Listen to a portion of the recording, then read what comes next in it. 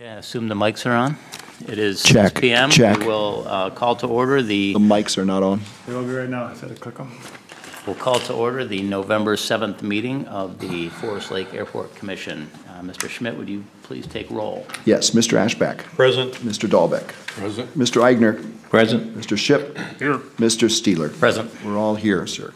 Thank you. Do I have a motion to approve the minutes from the last meeting? I will make a motion to approve them as they are. Mr. Dahlbeck makes a motion. Is there a second? I'll second. And our Councilman Eigner seconds. All in favor, say aye. Oh, hold on. Sorry? Hold on. We got discussion? We had a discussion item? Yeah, well, line 81 has you as Dan Steeler, No. so I thought it should be corrected to Don Thank you. Steeler. Thank you. I didn't notice that. And I do, if you're going to call a vote, well, I abstained. I was not here at the meeting. so. Okay, any other discussion items? We have a second. Well, all in favor, aye? Aye. And we have one abstention from Commissioner Ashbeck. Correct, thank you. Okay. Item 3, Bolton and Mink. And Silas is not here, and we have someone standing in for him. Good evening, Commissioners. My name is Jared Wingo. I'm the aviation planner for Bolton and Mink and standing in for Silas this evening. First of all, we wanted to provide an update on the runway 31 obstruction lighting project. As of last meeting, the Commission agreed to proceed with the hardwired obstruction lights at the August meeting. In talks with Xcel Energy, we provided a response in installing the lights on those power poles. They're also saying it's possible to install the lights. However, they would require a usage agreement to exempt Xcel from any liability. Xcel would prefer solar lights for maintenance purposes, and if you refer to your packet, there is an email from Xcel Energy. Xcel would require reviewing the proposed plans before they would make the recommendation, or they would proceed with installation of the lights. MnDOT has reserved funding in state fiscal year 19 for the installation of the obstruction lights. Cost estimates for the solar-powered L810 obstruction lights are $10,000. State would be 90%, so $9,000, and a local share of 10% or $1,000. Is there any questions on this project? No. Moving forward, it's the state fiscal year 2019 approach procedure survey. In hopes to acquire a GPS approach, the city needed to submit a request to the FAA for each runway end and approach desired. And it sounds like Bolton Mink had submitted that request to the FAA to begin that process on the city's behalf. Just an FYI, the FAA may contact the city in the near future in regards to that request if there's any kind of additional survey work that needs to be conducted, or if there's any request in regards to the development of that procedure.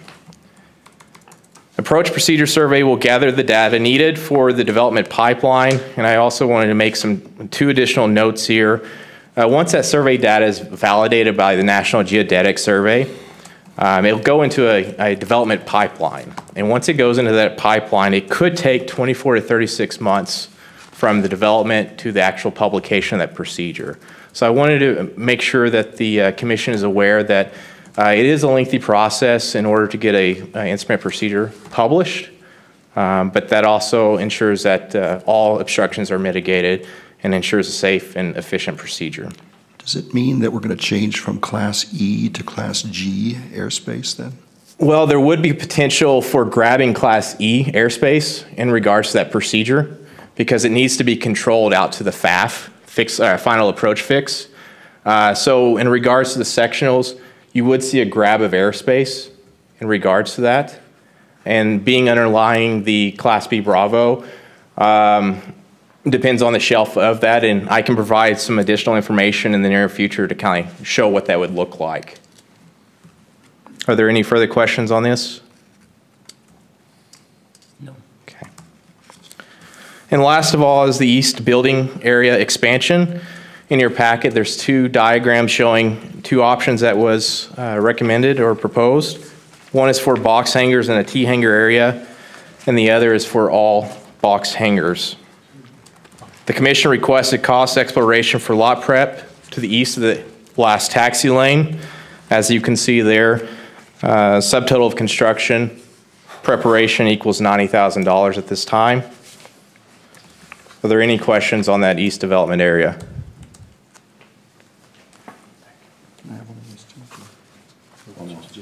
Give you all a few minutes to kind of digest that a little bit.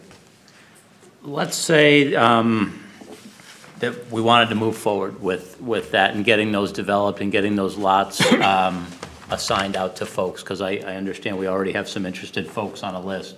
What is the, I mean, I know we're in November 7th now. There's probably not much you can do out on the site over the next 30 days or whatever. But we would certainly want to get the ball rolling as much as we can, so these folks would be able to get rolling April, May, you know, as soon as the snow's gone. Absolutely. I guess my question is, what would we need to get rolling on right away if we were going to pursue this? Commissioner, I'll talk with Silas in regards to the timeline. I would assume as soon as the snow melts in the early spring, we'd be able to look at some mitigation work if there needs to be anything done. Otherwise, we could look at the design and construction as a next year's project. But I will talk with Silas and get you all a more defined timeline in regards to the project. I would think you guys would have topography information from the airport runway when that was done, and it probably hasn't changed in that particular location. We would have that on file, but we also need to coordinate with the state Right. and the appropriate agencies to ensure that we're doing it correctly. Yep, yep.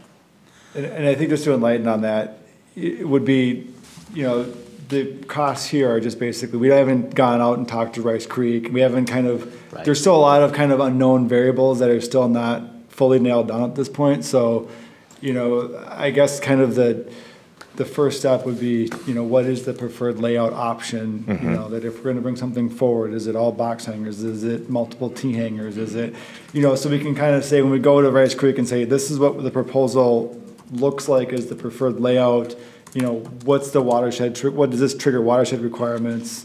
You know, so we can start getting those costs associated with it. Because again, the numbers that we have are just, again, they're back in the napkin. There could be something that comes in when you get out to the site and you do that first survey work, you could say, oh, we have a lot more soil correction out here, or something that we just not anticipating that could drastically change these numbers. So it's a starting point. These aren't final. I mean, we're still kind of, these are just. It's a preliminary 30,000 foot level design cost. And that's based on the combined, like the, if we go the individual box hangers, the 11 that are shown there. So that cost, if billed to the new lessees, would be broken up by 11.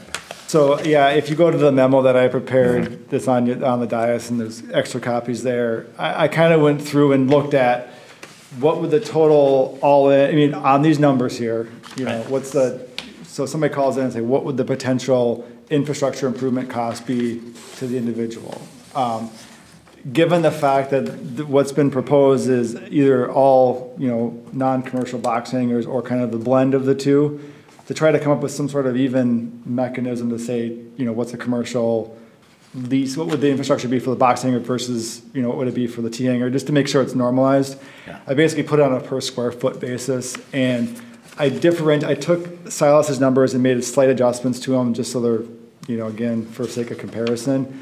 So for the T-hangers I made those equivalent of 4 basic, you know, box hanger lots. So that's where the numbers are coming in on the analysis. But if you go with lot staking, this sewer, water, gas, electric, and then the taxi lane extension, you know, having at the 20%, assuming MnDOT pays 80% of that taxi lane extension, your infrastructure costs are in the ballpark about 162 for that. And then break that down per lot. If you go. But that includes the MnDOT portion too. So if you took out that 80, that 7. Well, so that 72% would be if it's an 80-20 funded project. Right. That 72 is what the city, that's the grant match, Right, basically. So I just assumed that was on I can't remember what year it was in the CIP, but I just grabbed that number and said, at some point, if we're doing boxing, if we're doing an extension, we're gonna wanna put paved taxiways down there. Let's put that cost in. So that 72 is what the grant match is at 80-20 funding. Now, if that funding structure changes, that number would, could potentially change in there. But you'd be looking at, on the 11, if you brought 11 box hangers in there, the infrastructure cost is about 14.7, with the costs that are listed here. And that's with water, sewer, that's everything. That's everything. And That's again, everything. Again, rough numbers, but. Yeah, and that's everything that was included in the estimate that Silas provided, plus the tax lien extension, just again to kind of say, here's where we'd be sitting. That's great. I mean, that's For that. what people are gonna wanna see to know what is ahead of them, yeah. But we don't have to put in water and sewer.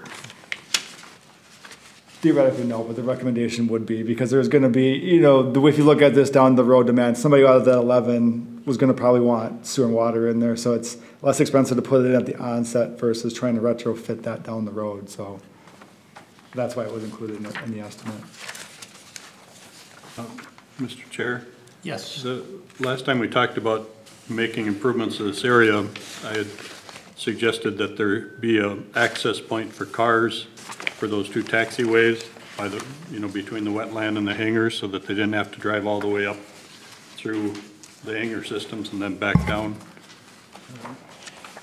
Is that And just not Mr. Wingo, you weren't here at that last meeting, but at the end of the, this end of the taxiway, which is the east end here, Yes, it was sir. discussed just having room for vehicles to be able to access, so that to access this hangar out here, you don't have to drive all the way out onto this taxiway and around, but, I mean, I imagine that's a pretty minor. We can take a look at it. We'll just look at the clearance surfaces, what we call our TOFAs, and ensure that we can get behind there and provide an alternative that would allow that. Now, with that said, there's a potential of maybe losing a lot just because of the space, but we'll at least provide an alternative that shows that for Okay. evaluation. Yep. Are there any further questions? No. The last item is the CIP. It's attached to your packet. We can run through this year by year, or if there's a particular project that you would like to discuss, I'll give the floor to y'all, and you can let me know which path you would like to go. This is the existing CIP, That's correct. and then we need to have updates to them no later than the end of February, or is it? I can check on the date. I'm unfamiliar with MnDOT's requirements in regards to CIP submittals. That's something I can get the date provided to y'all tomorrow at the latest. So I think we should at least in January have the final discussion of any changes that we put in place here. Is that a agenda item, Mr. Chair? Yes, make that Thank you. an agenda item to discuss the CIP.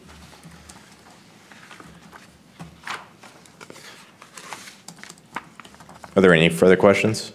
No, none from me. Anyone else? And just, if you recall, in the CIP, we had that conversation back in August about making sure that the pavement management was included in that, just so we're not Yes. bringing extra projects online but not having a funding mechanism. So we want to make sure that there's funds available, so when the runway needs an improvement or needs that maintenance work, that we're able to fund those maintenance improvements. Airport Commission members and Jared, we currently have grass tie-downs. Oh, I see it here now. Okay, it's in 2020. The 2020, sir, yes, sir. Apron expansion, thank you. More and more people are asking for pavement when they come into transit pilots that are coming in. Anything else? Is there anything else for Bolton Inc.? No, don't believe so. That Thank you. concludes the status report. Thank you all.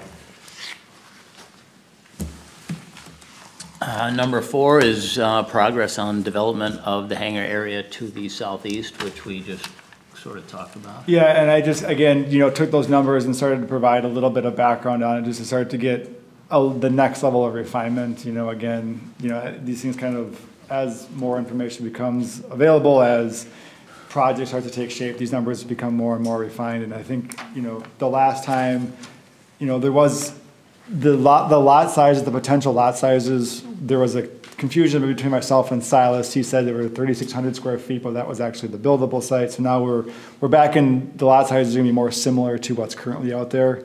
So when we actually reran, when I forwarded him down kind of what I envisioned, he goes, oh, you're right, they're bigger than, you know, the buildable site. So now we estimated the lot size is right around 7,900 square feet. Again, back of the napkin first cut. Right. Estimates could change. So that's the numbers that we use to, or I use to determine what those infrastructure costs would be, what the lease revenues would be. And what you have in that memo is basically just the cost breaks down for if you were to go with a T hangar and the remainder of the space devoted to box hangars, 2 T hangars out there, and the rest of the space going to, again, box hangars, or just doing all individual non-commercial hangars.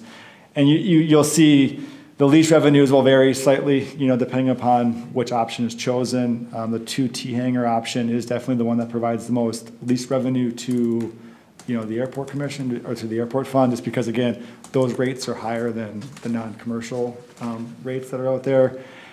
But again, putting 2 T hangars out there from a market perspective could be maybe tough to accomplish, but that would have the biggest, you know, impact in terms of lease revenues coming back in, so. Is there, I know we have Hangar Echo down on the north side, and there's a large area of land down there. Is it feasible in the future, should we want to add T hangars, you know, redo Hangar Echo, put another T hangar down there in that area? You know, I guess theoretically, you know, I don't want to say it's not feasible to do it. I guess it's a matter of what's the cost of doing that. Right. You know, and I think one of the reasons why this exercise is brought forward now, or this is being looked at, is that you have infrastructure that's pretty adjacent. You kind of have an existing tax lien that's right down there. So in terms of, you know, complexity of this project versus trying to get everything up, you know, there's just a little bit, this one's like a little bit more of a chip shot than a longer drive. So, you know, that's starting that conversation. I mean, so you could potentially put T hangars on the north end down by Hangar Echo. However, you know, what's kind of started this whole conversation was a private party was looking at trying to put a T hangar down there. So that kind of got the ball rolling on it. So that's why that's been considered. And if you look at it from a long-term perspective, you know, lease revenues are higher with T hangars. You know, that's, you know, the economics of it. What's the status of that party right now? Are they still interested? I haven't heard anything, you know, recently on it, other than a couple phone calls a while back. But, you know, it's still encompassed as an option here because, again, that's what started this conversation, if you recall. You know, we talk about this future development and so on. We got some problems here that we have never resolved. We got a letter from the state 3-4 months ago that's saying that we had illegal operations out here. And I haven't seen anything done about that. I can't believe the state will still put money into this illegal operation until we straighten that out. What has been done? We had a meeting, you had a meeting, they said to take care of it here, and I don't see anything happening. And to me, it would jeopardize all that we're talking about here if we're not in compliance. It's simple rules that you're supposed to follow. And we all agreed, the city agreed to them when they took that money. I think it needs to be cleared up. Well, I mean, there is there was an email that was sent out, and it was on, you know, there was talk about aeronautical use standards being established. Was it September? I can't remember what month it was sent out. What happened was this kind of became the issue at, you know, the day, and that's where kind of the direction was to start working on that. You know, with staff time being what it is, it's like we don't have, there's not 5 of me back there to do all, you know, the work. There is a first cut of aeronautical use standards that Don did create, you know, to start that conversation. But, you know, these standards, you know, when in speaking with MnDOT, you know, the funding, we did ask the question, the funding jeopardization, and they said, we're not pulling our resources out at this point. You know, they said you work on, you know, these, so in my mind, they became parallel tracks. They're still tracks. As long as you're making progress on both of them, that you're going in the right direction. And, you know, we're consistently going in the right direction. These aren't something that's going to happen overnight because the aeronautical use standards are going to be there for a while. They're not something that can be changed, you know. Once they're there, you want to make sure that you go through the right exercise to make sure you have the right standards in place. My problem with it is that how can we ignore doing what's right? It's the law, we have agreed upon it, and nothing gets done about it. So whether it affects the funding or not, it's wrong. Isn't there anybody bothered by doing things wrong anymore? I don't think we're ignoring it. leases and how they define aeronautical use is rather vague right now. No, it's not. If it's not part of aviation, it's, the letter said right what it was. I understand that part of it, okay? And that becomes an enforcement issue on the part of the city. That's That what I'm it has to asking. be- When is it gonna be done? Well, good question.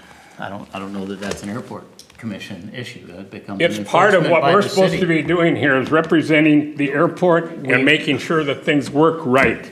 Well, the airport commission recommends policy to the city council. Now, I know in the past, you guys have signed leases and signed amendments and taken authority that the airport commission didn't have. When did we do that? Well, look at your lease. Who signed your lease? I bet it was an airport commissioner, not a city council. I don't member. think so. I think it was Chip Robinson. I'll pull it because anyway. But because we did something wrong, you're still I'm gonna just- do the same thing? No, I'm saying Well- that the city, it's the enforcement side is the city's side, not the airport commission's side. Then We've then recommended- What are we doing here? We're recommending policy to the city council. Well, then I'm recommending it. Okay, so I what would you tried like to last recommend? month, nothing happened. Nobody mentioned me. Okay, you want to make a motion to recommend what? That we clear up our lease violations and the non-aviation businesses on this airport. Okay, can you phrase that in a motion to recommend to the city council? Yes. I recommend it. City council, clear this up. As a member of city council, is that clear enough for you to act on in any Perfectly way? clear. Okay, a motion has been made to recommend to the city council of Forest Lake to clear up the non-aeronautical use.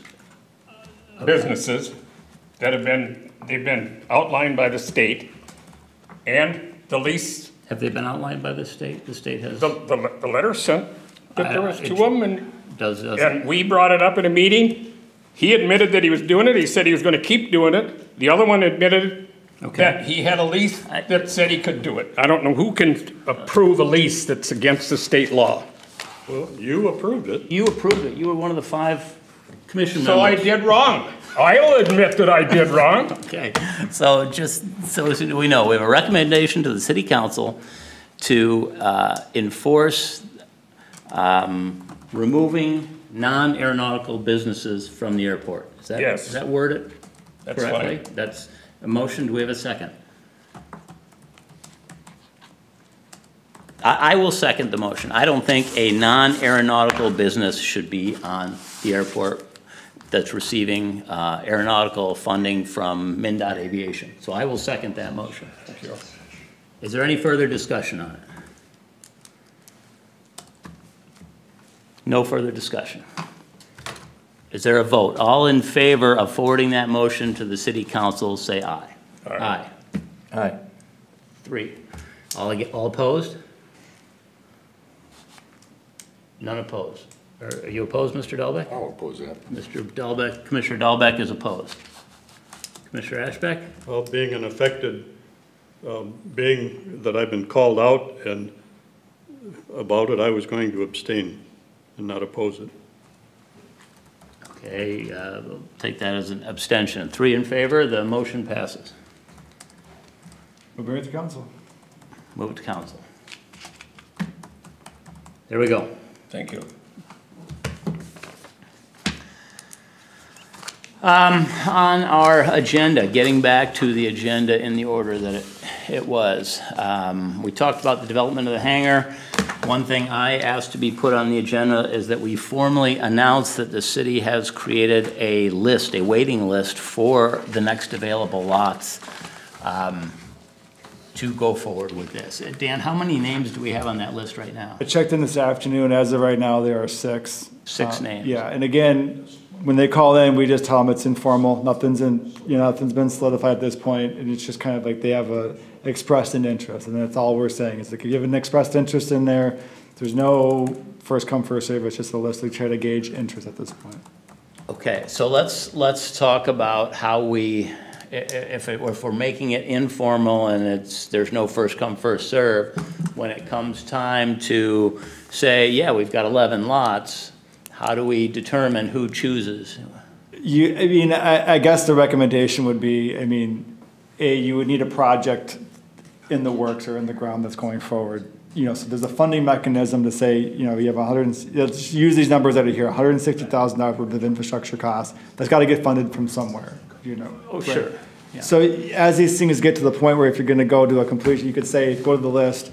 To start the project, we would need X amount of those interested to put their infrastructure payment down. Right. To start the project, so it's not having to come out of Right. bond You payment. can't sign a lease without the Right, check for that yeah, you want it, infrastructure like, you fee. want to say we want 70% occupancy prior to, and then the first ones that come forward with the checks, and we have the checks in the bank, and we could fully lease out and have everybody at that point, let's say there's 15 people on there, 11 people come forward with the checks, and then we're, Okay, but there's no order with those 11 people. It would basically, and that's something we'd have to go through and really, parse down. One of it could just be an email goes out to everybody who's on the list, or calls go out and say, by such and such a date, if you are, because usually, experience has been, if people put interest in there, once they kind of figure out what the costs are, you're going to have some people kind of say, Right, they're going to drop. they're going to fall off, and I don't think we have. But why not keep a numerical list now? If they drop out, they drop out. At least I can just see later. And I guess, and theoretically, I guess the where they're going in the spreadsheet, there's kind of that informal list of it, the problem with it becomes that you're not putting timestamps when these things come in, so there's a little bit of discrepancy in terms of, you can, I guess, kind of see, if the list grows, you could see potentially, if you're slot 6, you're behind lot 4, on the list. So I'm assuming we could just go down the list in order. However, we haven't got to that point in terms of how you make sure that it's fair for everybody coming in. Right. So, but we do have 6 that are on this informal list at Okay. this point that have said, let me know if you get to that point, basically. Yeah. They're just, Do we at least know when the request came in? Are they emails or phone calls? or- most of them, it's been a mix of both. Abby up front's been managing it, and, we can, have her put a time at how they've come in. I think that would be good. I think it's pretty remarkable. We have 6 and we didn't even really, we just kind of discussed it last week. And so that's why I wanted to formally announce it in this meeting, and anybody if you run into anybody who's interested, to let them know to contact the city. And who do they contact? They can either contact myself or contact Abby up front, who's doing our Abby, report management at this point. They call a general line. Everybody up front knows, everybody at the staff side knows that there's a list there, so it'll get there. For the purpose of the minutes, what's Abby's last name? Ristow. Oh, boy. I think it's Ristow. Thank you. I hope I spelled that right. Dan, along with that, I like the idea of time stamping their request, but it's really not going to be an issue until you have more than 11. Correct. And more than 11 who are interested in putting in and again, past indicators have typically been when everybody kind of wants to get on the list, but then they kind of see what those costs are. Some may not want it, they may find somewhere else, just the length of the list in terms of like how long the project takes, they may find some other space to rent, so part of that, I think just time and money will kind of dictate who's actually going to be an interesting party. Disagree. It's an issue right now.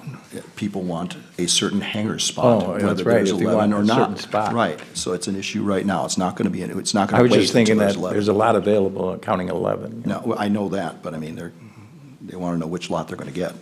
Well, in either way, we should if you haven't already done it, anything coming in, timestamp it. Yeah, we can start going back through and see. Again, it's not going to be an exact sign. At this point, it's been just more the informal list, as in terms of what is the interest out there, because we have been getting calls.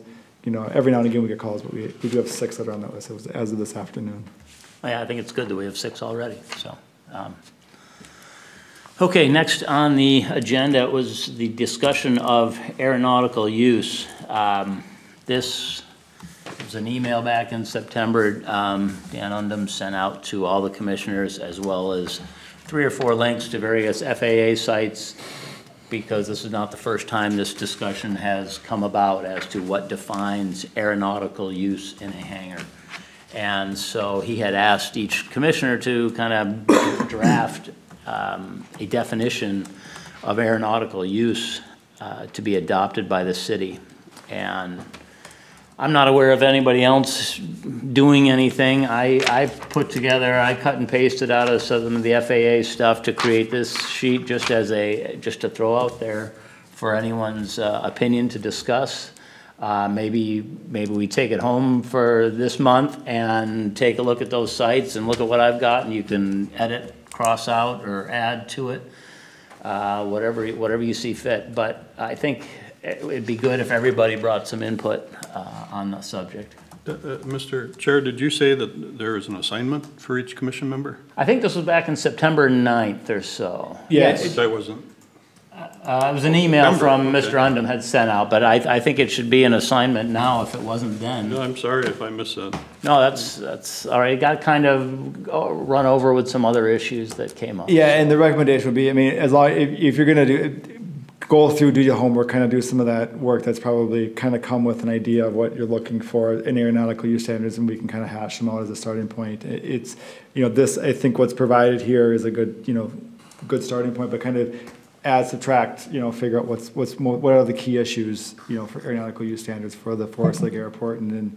that'll be kind of come the starting point for the next level of conversation. In the most simplest sense, the FAA was pretty defined in that if the primary use, if it has an active aircraft in it, you meet the requirement, period. That was pretty much That's what it should be. as it was defined.